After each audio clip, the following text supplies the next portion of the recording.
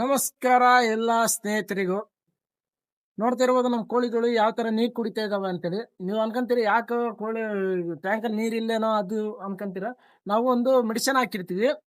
ಏನು ಮೈಗೆ ಶೀತ ಅಂದ್ರೆ ಅದಕ್ಕೆ ನಾವು ಸೌಂಡ್ ಅಂತೀವಿ. ಸೌಂಡ್ ಬಂತಂದ್ರೆ ವೆಯ್ಟ್ ಕಮ್ಮಿ ಆಗೋ ಸಾಧ್ಯತೆ ಬಹಳ ಇರ್ತತೆ. ಆಮೇಲೆ ಫೀಡ್ ಕೂಡ ಕಮ್ಮಿ ತಿಂತತಿ. ಈ ಸದ್ಯಕ್ಕೆ ಟ್ರ್ಯಾಕಿಂಗ್ ಮಾಡಿದ್ದೀವಿ. ಮಟಾಲಿಟಿ ಇನ್ನ ಬಂದಿಲ್ಲ. ಅಂದ್ರೆ ಏನೋ ಯಾವ ಕೋಳಿ ಸತ್ತಿಲ್ಲ, ಮಟಾಲಿಟಿ ಬಂದಿಲ್ಲ ಇವತ್ತು. ಇದಾದ್ಮೇಲೆ ಫೀಡರ್ ಮೇಲಿರೋ ಇದು ಕ್ಯಾಪ್ ಕಾಣಿಸ್ತಿದೆಯಲ್ಲ ನಿಮ್ಗೆ, ಕ್ಯಾಪ್, ಅದು ಡಸ್ಟ್ ನ ಕ್ಲೀನ್ ಮಾಡ್ಬೇಕು.